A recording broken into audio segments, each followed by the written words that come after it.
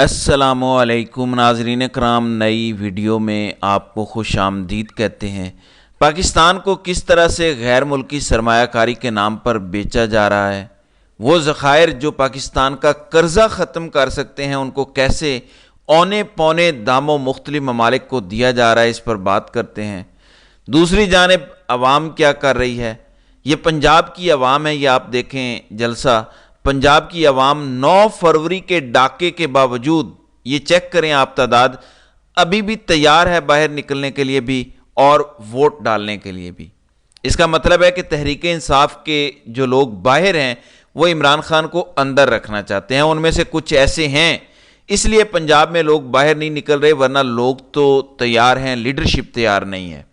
ایک بات سمجھ لیں کہ تحریک انصاف کا ہر لیڈر جو بھی عمران خان کی جیل سے دی ہوئی سٹیٹمنٹ کو 100% آن نہیں کر رہا، وہ کمپرومائزڈ ہے، وہ بوٹیا ہے، کوئی دوسری رائے نہیں ہے اس کے بارے میں۔ عمران خان کی اگر سٹیٹمنٹ آن کرنے کا آپ میں جذبہ نہیں ہے، ہمت نہیں ہے، تو پھر عمران خان کے نام پہ لی ہوئی سیٹیں اور عہدے بھی رکھنے کا آپ کا حق نہیں ہے۔ آپ کے لیے پہچاننا بہت آسان ہے کہ کون ہے جو عمران خان کی ساری سٹیٹمنٹس کو ہو بہو ٹویٹ بھی کرتا ہے، اس پہ بیان بھی دیتا ہے، اس کی توثیق بھی کرتا ہے۔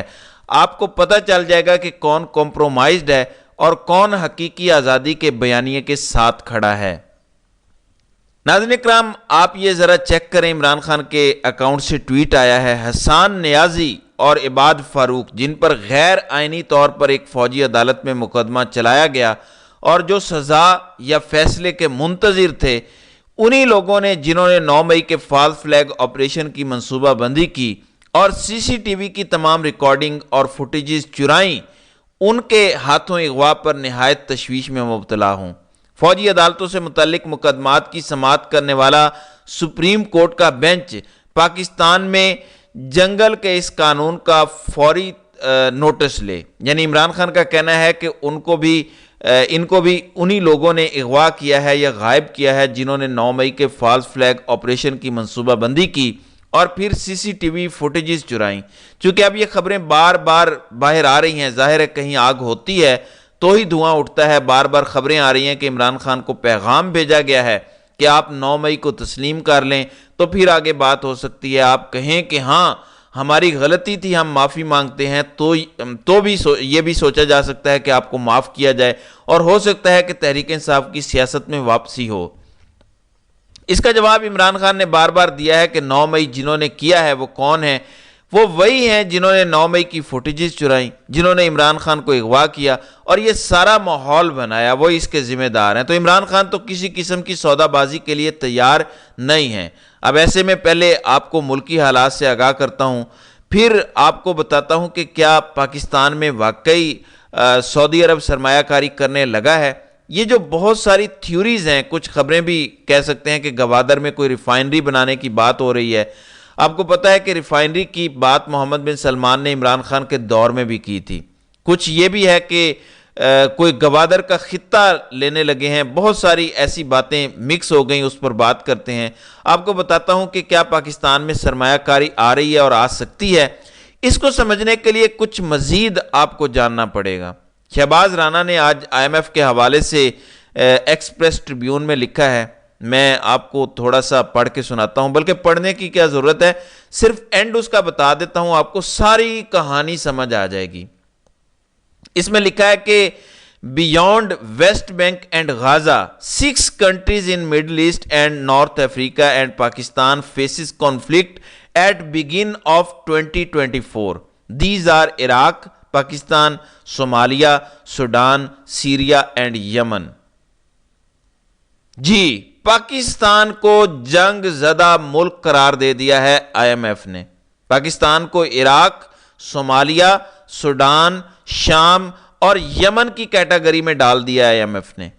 پاکستان میں کون سی جنگ ہو رہی ہے آپ سب جانتے ہیں، میں بھی جانتا ہوں اور آپ بھی، کہ بادشاہ سلامت ملک کی سب سے بڑی جماعت اور اس کے لیڈر سے ایک جنگ کر رہے ہیں اور مسلسل جنگ کر رہے ہیں، جس کی وجہ سے پاکستان کو آج 6 ان ممالک کی فہرست میں ڈال دیا گیا ہے جو جنگ زدہ ممالک ہیں۔ اس سے زیادہ کچھ بات کرنے کی ضرورت ہے؟ کیا آج یمن میں سرمایہ کاری آ سکتی ہے؟ کیا شام میں بیرونی سرمایہ کاری کے اربوں ڈالر آ سکتے ہیں؟ کیا سوڈان میں آ سکتے ہیں؟ اگر آپ کا جواب وہاں نفی میں ہے تو پھر پاکستان جیسے پاکستان جسے آئی ایم ایف جنگ زدہ علاقہ قرار دے رہا ہے، وہاں کیسے آ سکتے ہیں ڈالر؟ آگے چلیں ذرا۔ آئی ایم ایف وہ ادارہ ہے کہ اگر وہ کسی کو پیکج دیتا ہے تو دنیا کے علاوہ تمام ادارے، دنیا کے باقی تمام ادارے آئی ایم ایف کی فائنڈنگز کو ٹرسٹ کرتے ہیں اور وہ بھی پیکج دیتے ہیں، قرض دینے کے لیے تیار ہو جاتے ہیں، بانڈز مارکیٹ میں آپ رکھنے کے قابل ہو جاتے ہیں۔ لیکن آئی ایم ایف آپ کو جنگ زدہ علاقہ قرار دے رہا ہے۔ کب جنگ ہوئی ہے پاکستان میں آخری؟ 2019 میں جب ایکچولی بھارت نے حملہ کیا، ہم نے جواب دیا، تب جنگ زدہ ہمیں قرار نہیں دیا گیا، بلکہ تب بھارت نے فروری میں حملہ کیا، ہم نے جواب دیا، اور اپریل میں آئی ایم ایف کا پروگرام ہمیں مل گیا، اپریل مئی کے دوران ہی تھا۔ تو آپ مجھے بتائیں کہ آپ جنگ زدہ کیسے ہیں؟ سب کو پتہ ہے کہ کیوں ہے۔ تو ان حالات میں سعودی عرب سرمایہ کاری کرے گا؟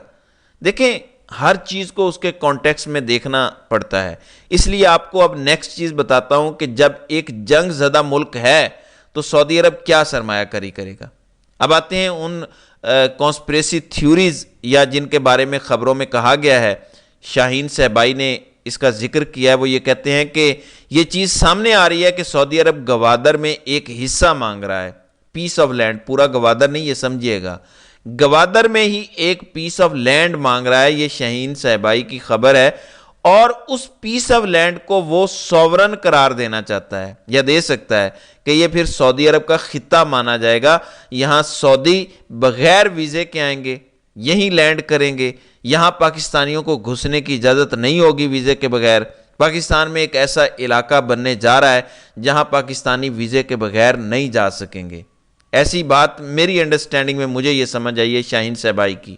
آپ کو اچھی طرح پتہ ہے کہ ریکوڈک کے معاملات بھی چل رہے ہیں، اور کافی ٹائم سے یہ بات ڈسکشن میں ہے کہ کیا سعودی عرب کو پاکستان حصہ دینے جا رہا ہے، کیونکہ انویسٹمنٹ ہونی ہے انیشیل، ریکوڈک میں انویسٹمنٹ ہونی ہے، بارک گولڈ نے بھی کرنی ہے، پاکستان نے بھی کرنی ہے، پاکستان کے حصے کی انویسٹمنٹ۔ پاکستان کے پاس تو پیسہ نہیں ہے، تو یہ کہا جا رہا ہے بڑے عرصے سے کہ 10 سے 30% پاکستان اپنا حصہ سعودی عرب کو کہہ دیتا ہے کہ آپ انویسٹ کریں، اور 30% سونا یا تانبا جو نکلے گا وہ آپ استعمال کریں۔ فار ایگزامپل، اب اس کو آپ نے سمجھنا ہے تاکہ پوری طرح سے سچویشن سمجھ سکیں کہ ہے کیا۔ آپ کے پاس بالفرض 500 ارب ڈالر کا تانبا اور سونا ہے، یہاں پہ بالفرض 500 ارب ڈالر کا ہے، آپ کو اس کو نکالنے کے لیے جو انویسٹمنٹ کی ضرورت ہے، ہو سکتا ہے وہ 10 ارب ڈالر ہو۔ 10 ارب ڈالر انویسٹمنٹ میں یہ سارے ہائپوتھیٹیکل فگرز آپ کو بتا رہا ہوں، یہ نہ ہو کہ کل کو کوئی کہے کہ انویسٹمنٹ تو 2 ارب ڈالر تھی، آپ غلط بتا رہے تھے۔ میں آپ کو صرف سینیریو سمجھانے کی کوشش کر رہا ہوں۔ 10 ارب ڈالر انویسٹمنٹ ہے، تو اگر بارک گولڈ 5 ارب ڈالر انویسٹ کرتا ہے، پاکستان باقی 5 ارب ڈالر کرتا ہے، تو یہ 50-50% بنتا ہے۔ ایگزیکٹ ڈیل کیا ہے کہ 25% لے گا پاکستان، 25% وہ لے گا، 50% پاکستان لے گا۔ بلوچستان کتنا لے گا، وفاق کتنا لے گا، میرے خیال میں 25% ان کا بھی شیئر بنتا ہے۔ انویسٹمنٹ جو پاکستان نے کرنی ہے، فار ایگزامپل 5 ارب ڈالر، اس میں اگر 2 ارب ڈالر سعودی عرب کر دے تو سعودی عرب کا شاید 35 سے 40% سٹیک ہو جائے گا اس میں۔ اگزامپل دے رہا ہوں آپ کو، ہو سکتا ہے وہ 10 سے 30% حصہ لینا چاہیں، لیکن اس وقت سعودی عرب اگر 2-2.5 ارب ڈالر انویسٹ کرے گا ریکوڈک میں، تو آپ کو پتہ ہے کہ 500 ارب ڈالر کے سونے اور تانبے میں اس کا کتنا حصہ بن جائے گا؟ 100 سے 150 ارب ڈالر۔ یہ پاکستان کا 150 ارب ڈالر کا مال 2 ارب ڈالر میں بیچ رہے ہیں۔ ابھی تک جو اطلاعات آ رہی ہیں، جن کو بادشاہ سلامت کہا جاتا ہے، امید ہے آپ کو بات سمجھ آ چکی ہوگی کہ ہو کیا رہا ہے۔ پاکستان جیسے ملک میں کوئی سرمایہ کاری نہیں آ رہی، نہ آ سکتی ہے۔ میں آپ کو پہلے بتا چکا ہوں کہ پاکستان کو تو 6 جنگ زدہ ممالک میں سے قرار دے دیا گیا ہے، تو سرمایہ کاری نہیں ہے، بلکہ پاکستان اپنا سونا کسی کو بیچ رہا ہے، اپنا تانبا کسی کو بیچ رہا ہے، اور بیچ کیسے رہا ہے کہ 100 ارب ڈالر کی چیز 2 ارب ڈالر میں بیچ رہا ہے۔ یہ محض اگزامپل دے رہا ہوں کہ ایسے ہونا ہے۔ کیا اس کو آپ سرمایہ کاری کہیں گے؟ میں اپنے گھر کا سارا سونا، اگر اس کی قیمت بالفرض 1 لاکھ یا 5 لاکھ ہو، وہ کسی کو 10,000 میں دے دوں اور کہوں کہ میں نے بڑی سرمایہ کاری کر دی ہے، سونا تو ویسے ہی پڑا تھا، یہ ہمیں پیسے تو نہیں دے رہا تھا، تو میں 10,000 روپے کی سرمایہ کاری لے آیا ہوں، کیا آپ اسے سرمایہ کاری کہیں گے یا آپ اسے گھاٹے کا سودا کہیں گے؟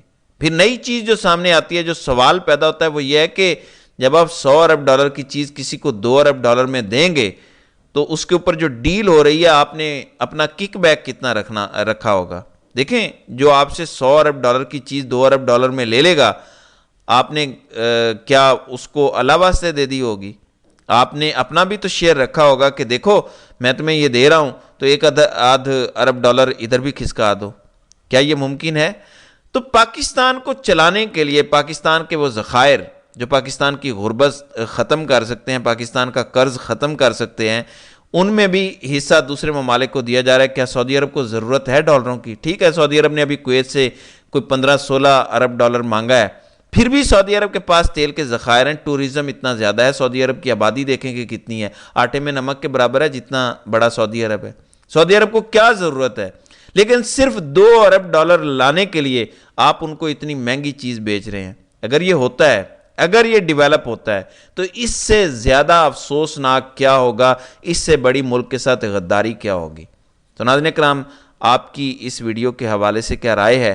آپ اپنی رائے کا اظہار کامنٹ سیکشن میں ضرور کیجئے گا۔